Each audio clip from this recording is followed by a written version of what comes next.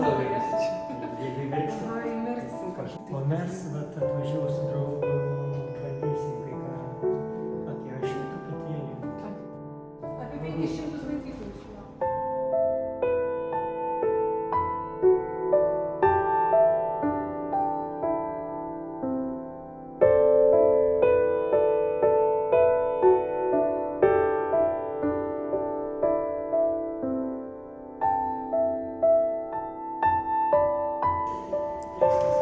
Pirmas tekstas tai yra arklio archetipo monologas.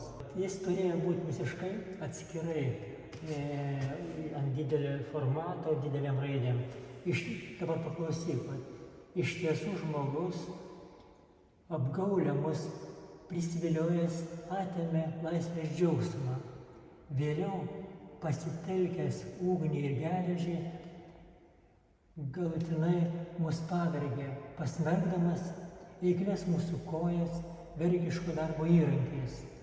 Nepakenčiamas pasagos tapo žmogaus siekiančio rentabilesnio darbo išnaudojimo priemonė ir dviveidiškos žmogiškosios moralės pavyzdžio. Šie metaliniai implantai tik prailgino mūsų kančios laiką. Deja, žmogus šį nusikaltimą vadina progresu ar netgi lygiateisiai mūsų pasaulio egzistavimo gamtoje. Pirmiausia, arklys. O atradau iki arklio daėjau tik tai tada, kai pradėjau analizuoti pasagą. Tai apie pasagą va čia surašyta. Tu šitą būtinai nusifotografuok ir pamatysi tą tekstą. Kiek aš apie tą dalyką mąsčiau. Nes galima sakyti, kad arklio monologas šitas yra, galima sakyti, tiesioginis kaltimo žmogui. Į Hagos tribunolą žmogui. Bet niekas tokios temos negali vystyti, nes yra labai neparanki, nepatogi žmogui. Nes žmogus galvoja, kad jis laimingas, jeigu apžvelgia arklį apžvelgia, jis tampa labai didingu, jau kardai duok jam, tai viskas. Atimk iš lietuvio dabar vytį. O kas vytis yra? Žmogiškas koks menkas būtų be arklio. Tik tai atėjo laikas, kada žmogus padarė iš arklio žirgą, sėdo ant jo ir pradėjo užkariavimus. Ar išsilaisvinimo karus, arba užkariavimus. Tai būtent tada, kai žlipo ant arklio. Aš sakau, jeigu tenai kitoj šalyje atrasi įsibrovėlius, tai atrasi kanopas, pasagas. O prie ko čia dabar pasagos ir kanopos ir arkliai? Kaltas taigi žmogus. Jis privertė eiti į kitą šalį, žudyti. Arba jeigu revoliucija, vėlgi gal mistika vairiausiai įsilaisvėti nuo kažko, nuo kitų žmonių, bet ne nuo arklių, ne nuo žirgų, bet nuo žmonių. Taip kad tokia išnaujo priemonė yra totalinė. Čia žmogus turėtų tą dalyką jaust. Ir galvoju, kad žirgynuose arkliai yra laimingi, nes jiems duoda maistą ir komfortą. O koks komfortas? Man teko paklausyti radio laidą ir ten aiškina, kaip žirgai sudėvimi kaip lygiaverčiai substanciniai individai, kaip žmogus, taip arklys. Tik tai skiriasi mes nuo arklio tuo, kad mes apmąstom situaciją. Arklys neapmąsto. Jis yra kaip medžiaginis dalykas, bet jis pilnai turi, jis substancija yra kaip toks. Ir individas, individualus. Jis užbaigtas yra kaip meno kūrinys. Kaip žmogus taip pat. Bet žmogus apmąsto. Tik tai tiek jis pranašesnis. Ir būtent jį suvaldė geležimi ir ugnimi, jį sužalojo. Jis panaudojo ir padarė rentabilesnį darbą. Taip kad didysis vergas ir pirmasis vergas buvo arklys. Nieko čia netims, nei pridėsi. Nepatogi tema, pasakyk dabar žygininkams. Tai va, dar pasikartosiu. Kiek suluošintų arklių, jų kūnai yra be galo apleisti, sudilę, sąnariai, pažeisti yra nuo žirgynų gyvenimo, nes pastoviai jie dirba, jie galvoja, kad čia malonumą suteikia. Tai tegul žmogus užsidėti savo nugaros balną ir tik arklys ant jo užlipa. Netgi ir mažiukas, ir ponis, tik užlipa ant jo, viską malonumą. Taip, kad negatyvas yra ir totalinė nuodėmė prieš būtent tą gyvą organizmą yra aiški. Jeigu tai būtų, sakau, čia rankos tribunolas kaip visada už didelius nusikaltimus, reiškia, totalinis nusikaltimas jau yra tribunolas. Tai vat, žmogus turėtų būti teisiamas. Tai monologas yra parodos esmė, kryptis, pačio arklio archetipo. Monologas archetipo. Ne šiaip, jis yra kaip vardas, pavardoju kaip vardą, bet archetipas tai visos giminės, promžių, jų visos tos sukurtos gamtos, nuostabaus padaros, struktūros, užbaigtos struktūros, be galo meno kūrinio. Kaip tu bežiūrėsi, iš kokio rakurso bežiūrėsi, yra nuostabus Dievo kūrinys. Ir mes naudojam, tik tai, sakau, jeigu ant paminklo, jeigu sėdi ant žirgo, tai ką. O dabar antikoje visur koviniai arkliai, bareljefuose, romėnų laikais, visi tie karžygiai, cezariai visi ant žirgų. Jeigu nebūtų, ką, visiškai ne tai. Ir net kitose formose. Bet pasakyk dabar lietuvių, kaip čia vytis. Tai, o paimk iš jo. Tai ką reiškia buvimas istorijoje? Arklio buvimas žmogiškoje istorijoje. Kokia jo veikla? Nėra analogijos. Pritaikė, paskui, sakysim, tą pačią situaciją pritaikė katiną, pritaikė žmogus evoliucijos situacijoje pačioje, šūnį pritaikė. Bet jie visiškai kitaip jau, jie gauna tą šilumą. Sako, blogai dabar būtų arkliui, bet tai jis paimtas iš realios gamtos, jis paimtas ten, kur jis galėjo egzistuoti. Jis galėjo pramist, jisgi nebūtų šiaurėje gyvenęs, jis ten, kur jam tinkamas klimatas. Ir žmogus tuo metu pasitaikęs ir būtent pasinaudojo. Išnaudojimas vyko betelesinis. Žmogus nuo pergalių griebia grietinę. Tai šlovė, tai pinigus, tai komfortą, o jis visada lieka šlovėjimo priemonė. Vergas ir tada jau arklys. Sakysim, kaip jeigu žmogų vergą padaro, nugali, o čia prijaukinimo forma. Žodžiu, nepripažinto, neatkreipto skausminga situacija. Sunkiai suvokiama. Bet tam kontekste dabar, kaip mes tiesiog gyvena korporacijos, žirgynų tiesiog yra industrija. Kaip tu dabar šiandien pasakyti tokį teiginį, kad tu nieko jam žirgui nedarai. Bet per istorijos metus, čia šimtmečiais ėjo, galbūt tūkstantmečių ėjo iki tos būsenos. Bet visais laikais kančia buvo. Tada imk tu prikalk į nagus kažko tokio. Teiginys vertindarai ką sako? Jeigu kas, yra nagoja juostelė viena, kuri, jeigu jos nekarpai, užsiriečia. Taip, biologiškai.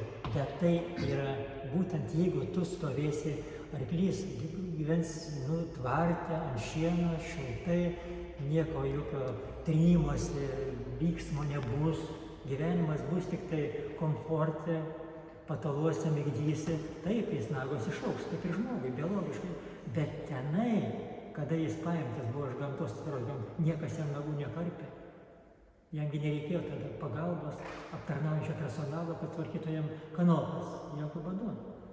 Ir dabar pakalbė su kokiu veterinaru, sako, atauktų tenai. Niekas netauktų. Priklauso, jeigu ant asfalto, sakysim, ant akmenų.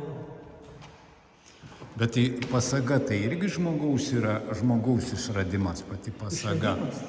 Ir pasaga yra kaip simbolė. Pasagos prieštaringa būsena. Atrandi toje pasagoje. Visą tą pačią ezoteriką atrandi. Visas prasmes atrandi. Ir tuo pačiu kaip kankinimo priemonė. Arklys jos neapkenčia jos, tos pasagos. Bet kame įdomiausia. Bet tai mes vėlgi atrandam šitą dalyką apmąstydami tą būseną pasagos situaciją, pasagos galutinę išraišką jos gyvenimo, nes jis kaip ir žmogus sudyla, žmogus gimsta pas motiną pilve, o čia ugnyje ir geležyje gimsta pasaga, bet ir gyvena, be galo dinamišką gyvenimą išgyvena. Žmogus pasaga irgi lygiai taip pat išgyvena. Dilimą, pastovi ardymą jos, ardymą. Rekonstrukcijų net nebūna. Žmogus gali rekonstruoti, o čia palieka suplonėja ir būt numetamas. Ir ateina dabar pas mane tie, sakau, kaip iš daiktų pasaulio, tarsi geležėlė, tarsi niekam nereikalinga, nes dažnai matoma. Bet kai giliau, kaip menininkas, kai pasižiūri į tą formą, ir tą rūdis, ir tą visą sudvasintą, išgyventą tą dalyką, jis iš tikrųjų yra pilnas istorijos. Begalinės istorijos, pasaga, tai įsivaizduoji, kiek jie yra atidirbusi, kiek išgyvenusi ta pasaga. Visą laiką trintyje, ir mėšle, ir kraujyje, ir akmenyje, ir vandenyje, visur. Tai yra nepranokstamas dalykas. Ir būtent atsitinka taip, kad tarp žemės ir žmogaus, pasaga per arklį, mes sėdėm ant arklį, taip kad pasaga tarpininkas yra ir labiausiai kenčia, bet kenčia, ta prasme, jau filosofiškai galima tik, kad kenčia. Ji nekenčia, bet ji dalyvauja kančioje, arklio kančioje.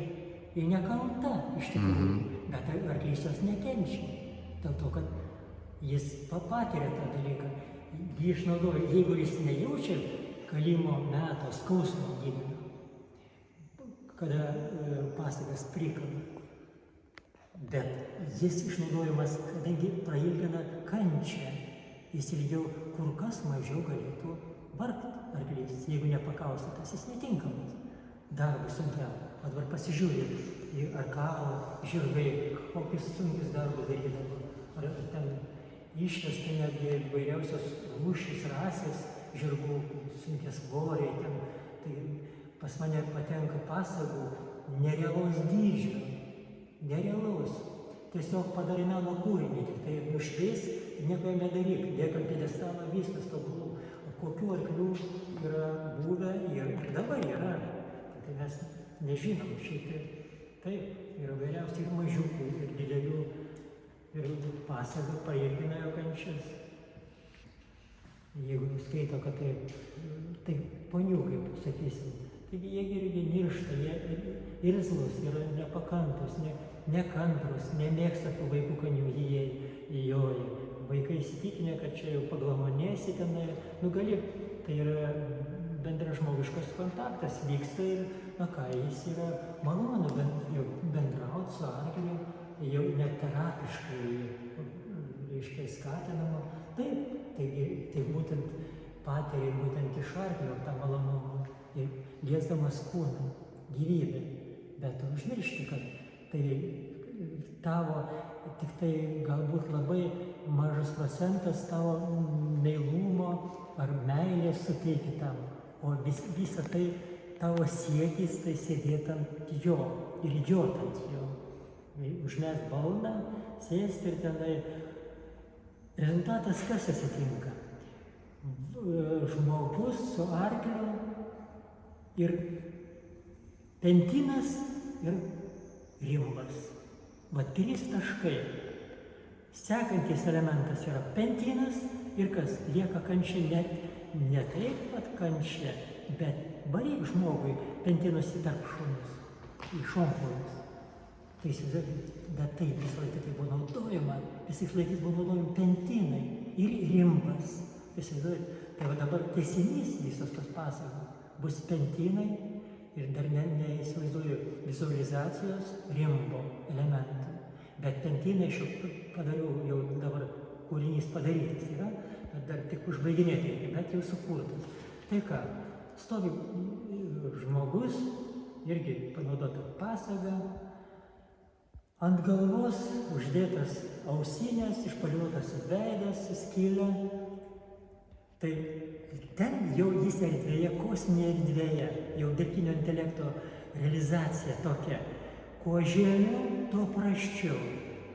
Arba žmogiškiau. Nes čia yra žmogus jau pasibaigė ties galą.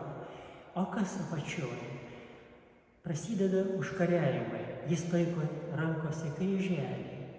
Ir kryžiaus vardu eisim. O kas žemiau? Dar žemiau. Pentinai, batai ir pentinai. Taip, kalbant nuo apačios, mes pirmiausia apžergiam kažkokį gyvą padarą ir pasileidžiame užkariavimus. Iš pradžių tautas, artimą, bendruomenę, gentį, giminę, kitą. Būtent su pentinais smeigiam pentinus arklį į šoną ir užkariaujam. Ir lipam tolyn. Mums žmogui mažai. Sukuriam religiją, sukuriam magijas, tikėjimus ir pagaliau atsiranda kalba, teologinė kalba, kuri nugali visas kitas kalbas ir būtent jos pagalba laikom kryželį, į kryžiaus vardu einam tolyn, darom progresą ir gale jau viršuje dabar ta būsena, tai sakau, per visas tas žmogus archetipas, visas pereina iki dabartinių minučių išpaliota galva su ausinėmis. Jau žmogus jau nebepasitikė savo fiziologiniu kūnu, jau jam reikia ramentų. O ramentais aš padarau ausines. Tai va, visa ta skulptūra, galima sakyti, žmonijos apibendrinimas, žmogus kaip tokio, irgi substancinio individo pasiekimas. Tai žodžiu, pasagos pati kaip materialaus dalyko parodimas ir įtraukimas į darbus yra pagrindinis tas kančios ryšys tarp arklio žemės ir viskas per pasagą. Yra sukūrimas kančios ir savo kaip žmogui, būtybei ir aplinkiniam tik kančia.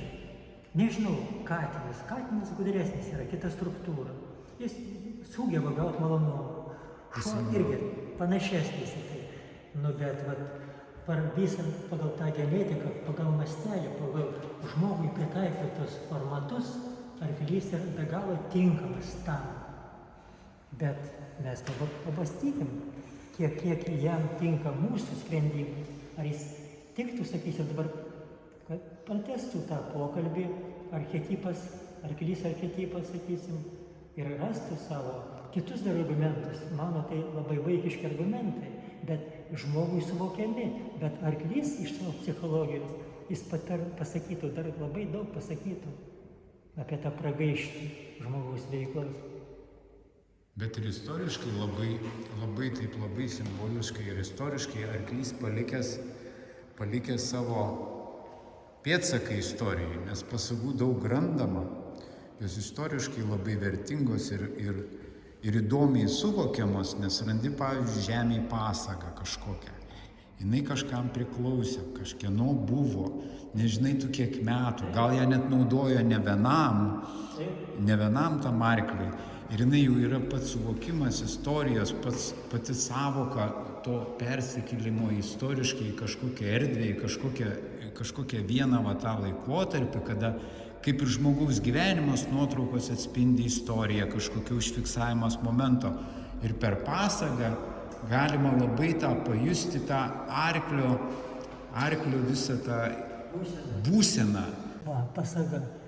Iš gausaus daiktų pasaulio jau sunešiota ir praradusi savo darbinę jėgą, žmogaus atrodo nebėra esmiškai svarbi pasaga.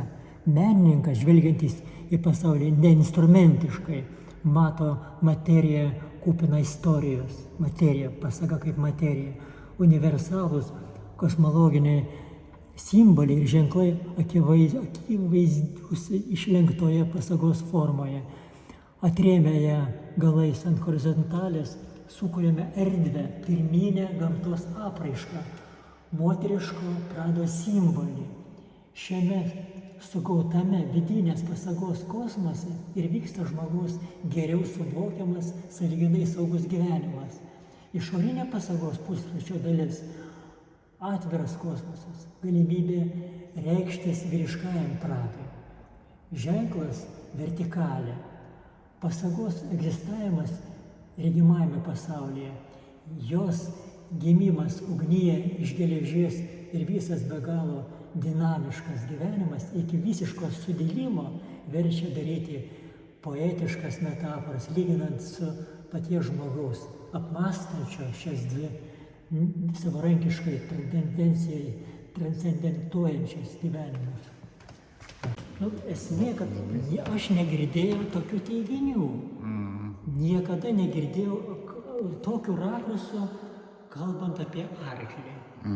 Tokių, negirdėjau. Gal pasaulyje yra, bet aš abejau. Nes visiems neparanku. Žirgininkams tai pakalbėk. Atras argumentų, bet ką čia visais laikais buvo. Tai tame reikalas, kad visais laikais buvo. Ir jau skaudžiau, kad visais laikais buvo. Tai man daugybę, visą gyvenimą aš susitikdavau su pasagomis. Ašgi kaime užaugau. Ir man labai skausmingai prisiminti tekdavo tokius įspūdžius, kai aš dariau tą seriją. Kaip žmonės kolūkio laikais žiauriai elgdavosi su arkliais. Didžiulis vežimas, dvikinkis vežimas, šieno prikaltas, kosminis aukštis, kosminis, ant viršaus mes užlipdavome. Kartį dar uždėdavo ant viršaus. Jo. Ir tada be galo, iš dumblėtos vietos arba sausos sukelmuotos vietos, kaip tu, tai, žinai, vienas kitas švelnesnis būna žmogus, o kitas vadenima arba botagu. Tai tie vos ne iki plyšimo raumenys arklių, o tiek įsitempę yra skausminga.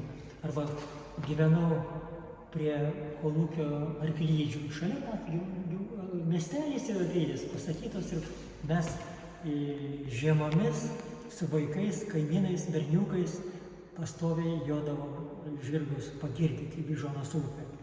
Tai įsivaizduok, kolūkinio laikai, kai tai buvo.